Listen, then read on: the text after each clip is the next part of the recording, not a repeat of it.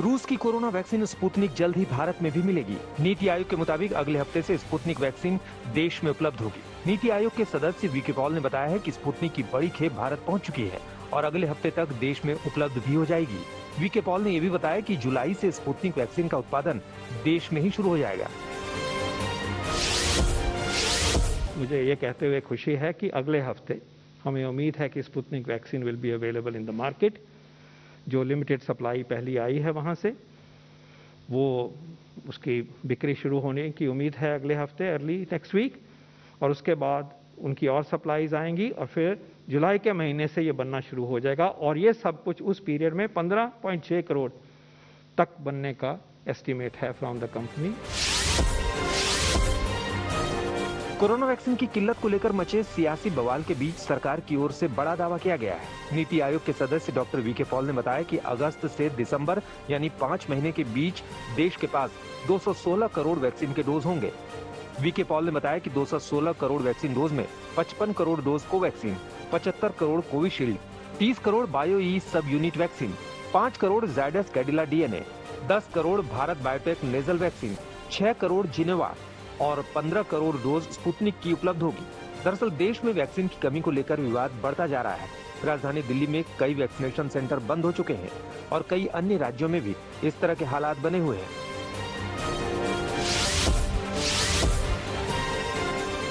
बिहार के बक्सर के बाद अब पटना में भी गंगा नदी में शव मिलने से हड़कंप मच गया है। पटना के गुलाबी घाट पर नदी में शव पाए गए हैं। प्रशासन इस बात की जांच कर रहा है कि आखिर गंगा नदी में शव कहां से आए। इस बीच पटना प्रशासन ने लोगों से नदी में शव ना फेंकने की अपील की है।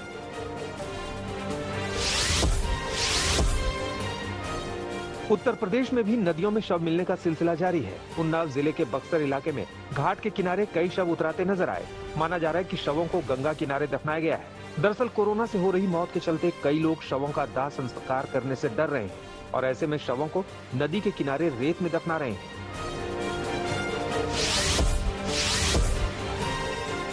यूपी और बिहार में गंगा नदी में मिल रहे शव के मामले पर राष्ट्रीय मानवाधिकार आयोग ने संज्ञान लिया है। एनएचआरसी ने मामले में केंद्र, यूपी और बिहार की सरकारों को नोटिस जारी कर 4 हफ्तों में कार्रवाई की रिपोर्ट मांगी है। नोटिस जारी करते हुए आयोग ने कहा है कि गंगा नदी में शवों का बहाना साफ तौर पर जल शक्ति मंत्रालय के स्वच्छ गंगा अभियान के तहत जारी किए गए दिशा निर्देशों का उल्लंघन है।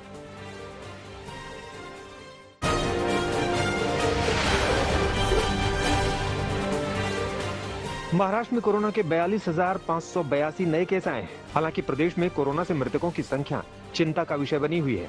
बीते 24 घंटे में महाराष्ट्र में कोरोना से 850 लोगों की मौत हुई। उधर कोरोना से बीमार मरीजों के ठीक होने की संख्या भी तेजी से बढ़ रही है। एक दिन में महाराष्ट्र में 54,500 से ज्यादा मरीज ठीक हुए। प्रदेश में अभी कोरोना के 5,33,000 से ज्यादा एक्टिव केस हैं। प्रदेश में कोरोना संक्रमण के मामले में कुछ कमी के बीच महाराष्ट्र सरकार ने लॉकडाउन जैसी पाबंदियों को 1 जून तक बढ़ा दिया है। अब राज्य में 1 जून की सुबह 7 बजे तक लॉकडाउन जैसी पाबंदियां लागू रहेंगी। नए आदेश के मुताबिक अब अगर कोई व्यक्ति दूसरे राज्य से महाराष्ट्र आता है तो उसे RT-PCR नेगेटिव रिपोर्ट दिखानी होगी। ये हर किसी पर लागू होगा, यानी बस, ट्रेन, कैब, प्लेन से कोई महाराष्ट्र आ रहे हैं तो उसे रिपोर्ट दिखानी होगी। वैक्सीन की कमी की वजह से महाराष्ट्र में फिलहाल 18 से 44 साल तक के लोगों का टीकाकरण रोक दिया गया है। हालांकि 45 साल से अधिक उम्र वालों का टीकाकरण जारी है। वैक्सीन की कमी को दूर करने के लिए सरकार की ओर से ग्लोबल टेंडर निकाला गया है और जल्द से जल्द टीका उपलब्ध करवाने के लिए दुनिया की कंपनियों को आमंत्रित किया गया है। देश में कोरोना संकट के बीच दिल्ली से राहत भरी खबर है। प्रदेश में कोरोना संक्रमितों की संख्या लगातार घट रही है। दिल्ली में बीते 24 घंटे में कोरोना के 10,489 नए केस आए और 308 लोगों की मौत हुई। प्रदेश में कोरोना संक्रमण की दर घटकर 14.24% हो गई है। दिल्ली में फिलहाल कोरोना के 77,717 एक्टिव केस हैं। पॉजिटिविटी रेट 14% आ चुका है और मरीजों की संख्या, डेली जो मरीज आ रहे हैं उनकी संख्या भी आज घट के 10,400 के करीब रह गई है। तो केसेस तेज़ी से कम हुए हैं। जितनी तेज़ी से केसेस बढ़े थे उतनी तेज़ी से दिल्ली में ऑक्सीजन की डिमांड भी बढ़ी थी, ऑक्सीजन की ज़रूरत भी बढ़ी थी। और अब जबकि केसेस तेज़ी से नीचे आए हैं तो अस्पतालों में बेड्स भी खाली हुए हैं और ऑक्सीजन की डिमांड में भी कमी आई है। दिल्ली में अब 45 साल से अधिक उम्र के लोग बिना रजिस्ट्रेशन के ही टीकाकरण करा सकेंगे। वैक्सीनेशन प्रक्रिया को लेकर डिप्टी सीएम मनीष सिसोदिया की बैठक के बाद ये फैसला लिया गया। बैठक में ये फैसला भी हुआ कि वैक्सीनेशन केंद्रों को अस्पतालों से शिफ्ट कर दिल्ली के सरकारी स्कूलों में खोला जाएगा। सिसोदिया ने केंद्र सरकार से वैक्सीन की मांग जल्द पूरी करने की अपील की ताकि दिल्ली के लोगों को जल्द से जल्द वैक्सीन लगवाई जा सके। कोरोना के मरीजों की घटती संख्या के बीच दिल्ली के उप मुख्यमंत्री मनीष सिसोदिया ने केंद्र से ऑक्सीजन का कोटा कम करने की मांग की है। केंद्र को लिखी चिट्ठी में मनीष सिसोदिया ने कहा कि दिल्ली को फिलहाल 582 मीट्रिक टन ऑक्सीजन की जरूरत है। दिल्ली को रोजाना इतनी ऑक्सीजन मुहैया कराई जाए, बाकी ऑक्सीजन जरूरतमंद राज्यों को दी जाए।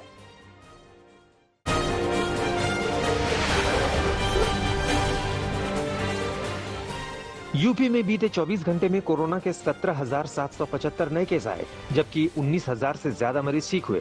प्रदेश में कोरोना से 281 लोगों की मौत हुई है। राजधानी लखनऊ में कोरोना के केस तेजी से कम हो रहे हैं और एक दिन में लखनऊ में 856 मरीज मिले, जबकि करीब 2500 मरीज ठीक हुए। प्रदेश में कोरोना के सबसे ज्यादा 1070 केस मेरठ में आए। मेरठ में कोरोना से 15 लोगों की मौत हुई है।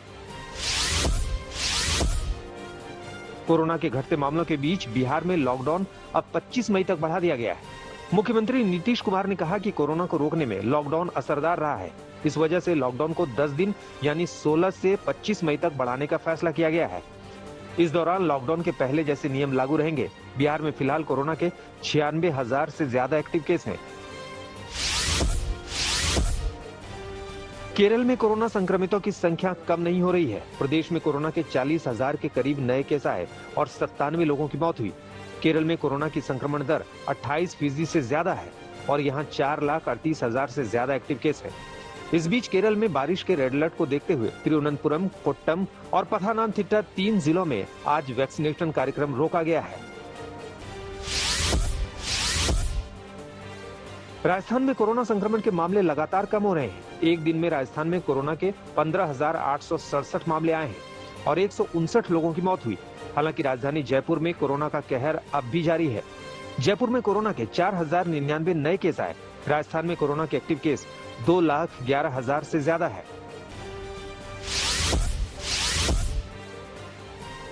उत्तराखंड में फिर 7,000 से ज्यादा कोरोना केस आए हैं। प्रदेश में बीते 24 घंटे में कोरोना के 7,127 नए केस आए, जबकि कोरोना के चलते 122 लोगों की मौत हुई।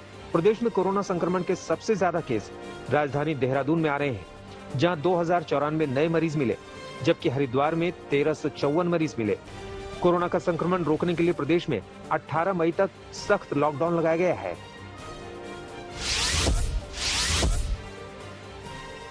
गुजरात में 45 साल से अधिक उम्र के लोगों का टीकाकरण 3 दिनों के लिए बंद कर दिया गया है। आज से 3 दिन 45 साल से ज्यादा उम्र के लोगों को कोरोना का पहला या दूसरा टीका नहीं दिया जाएगा। वहीं 18+ के लोग जिन्हें टीकाकरण का SMS आ चुका है, उन्हें वैक्सीन दी जाएगी।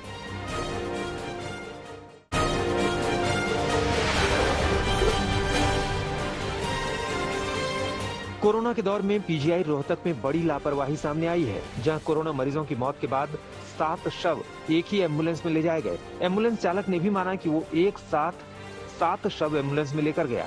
उधर रोहतक PGI के प्रशासन का कहना है कि 1 से 2 शव रोजाना एम्बुलेंस में ले जाए जाते हैं। ऐसा कोरोना मरीजों का समय पर दाह संस्कार किया जाए, इसलिए किया जाता है। हम अपना किसी का भी क्रियाक्रम करते हैं, उसमें बॉडी में और ठंडा जलने के बाद उस स्पेस को नहीं यूज़ कर सकते। तो ऐसे में यह है कि एक ही बारी में हम जब लेकर जाते हैं ताकि जल्दी से उनका हो जाए और अगले लोगों का जो हमारे पास बाकी डेड बॉडीज़ हैं उनको हम शाम के लॉट में भेज सकें। कोरोना काल में मृतकों की अस्थियां रखने का संकट मंडराने लगा है। लॉकडाउन की वजह से परिजन अस्थियां हरिद्वार या दूसरी जगहों पर विसर्जित नहीं कर पा रहे हैं। ऐसे में लोकसभा अध्यक्ष ओम बिरला ने अस्थि संग्रहण केंद्र का संचालन शुरू करवाया है। कोटा में इस अस्थि संग्रहण केंद्र में जरूरतमंद लोग अस्थि कलश रख सकते हैं। सुरक्षा के लिहाज से इस केंद्र में CCTV कैमरे भी लगाए गए हैं और अस्थियों की सुरक्षा के लिए गार्ड भी लगाए गए हैं।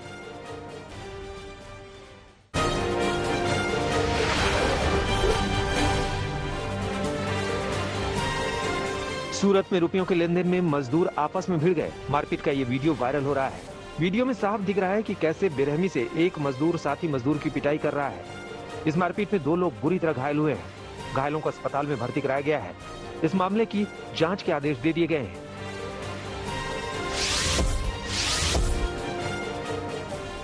पटना के रामकृष्णा नगर थाना क्षेत्र में दंपत्ति की हत्या से सनसनी फैल गई है। रिटायर्ड शिक्षक और उनकी पत्नी की घर में ही संदिग्ध हालात में लाश मिली। दोनों मृतक के गले पर निशान मिले हैं। पुलिस को इस मामले में शक बेटे और बहू पर जा रहा है। इस मामले में मृतक और उसके बेटे के बीच विवाद की बात भी सामने आ रही है।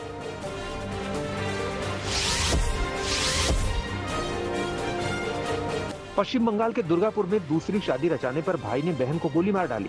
बहन की हालत नाजुक बनी हुई है। वारदात के बाद आरोपी फरार हो गया है। पहले पति के निधन के बाद महिला ने दूसरी शादी की थी।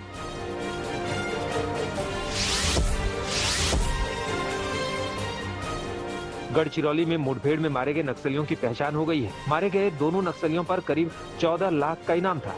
इनमें एक महिला और दूसरा पुरुष शामिल है। मारे गए नक्सलियों के पास से कुकर बम, आईडी जब्त किए गए हैं। पुलिस और भी नक्सलियों के मारे जाने का दावा कर रही है।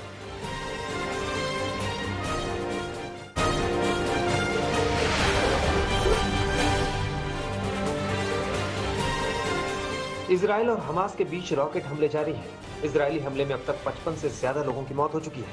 इजरायली हमले में गाजा में हमास के बड़े नेता की मौत हुई है। वहीं इजरायली प्रधानमंत्री नेतन्याहू ने एक बार फिर साफ किया है कि अभी ये शुरुआत है।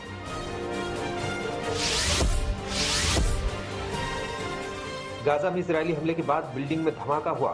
देखते ही देखते पूरी बिल्डिंग धराशायी हो गई। इजरायली शहर अशडोद पर भी रॉकेट से हमला हुआ है। किसी के हताहत होने की खबर नहीं है। तेल अवीव के यहूदियों ने अरब ड्राइवर पर हमला बोला।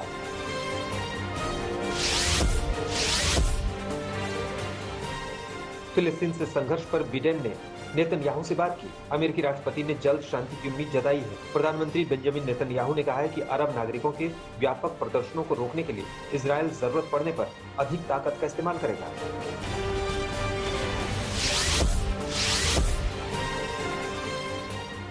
यूएन चीफ ने वैक्सीन का उत्पादन दोगुना करने की अपील की है। यूएन ने कहा कि कोरोना के कहर को देखते हुए दुनिया भर में जल्द वैक्सीन बांटने की जरूरत है। सभी देशों को एक साथ आकर महामारी से लड़ना होगा।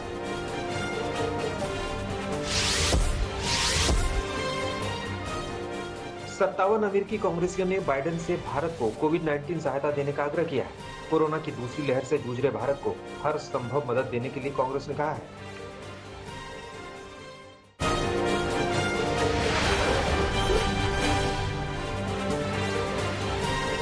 दुनिया भर में कोरोना का कहर जारी है। कोरोना से मरने वालों का आंकड़ा 33,44,000 के पार पहुंच गया है। संक्रमितों की संख्या 16 करोड़ 10 लाख से ज्यादा है।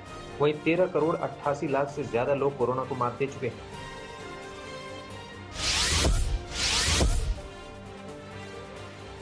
अमेरिका के कैरोलिना में गैस स्टेशन के बाहर लंबी लाइन लगी। दक्षिण पूर्व राज्यों में ईंधन की भारी किल्लत दिखी। अमेरिका की सबसे बड़ी पाइपलाइन पर साइबर अटैक के बाद यह समस्या सामने आ रही है।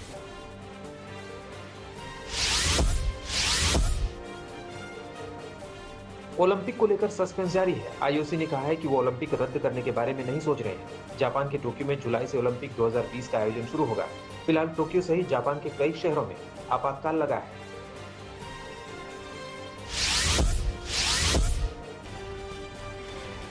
अमेरिका के न्यू जर्सी में एक संस्था पर हिंदू मंदिर बनाने के लिए भारत से मजदूरों को अवैध रूप से ले जाने और कम वेतन देकर ज्यादा घंटों तक काम करवाने के आरोप में मुकदमा दायर हुआ।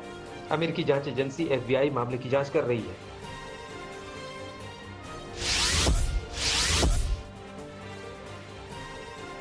ब्रिटेन के रॉयल मेल ने ड्यूक ऑफ एडिनबर्ग के प्रिंस फिलिप की याद में 4 नए डाक टिकट जारी किए गए। इसी साल 24 जून से सामान्य बिक्री के लिए टिकट उपलब्ध होंगे। 9 अप्रैल को 99 वर्ष की उम्र में प्रिंस फिलिप का निधन हो गया था।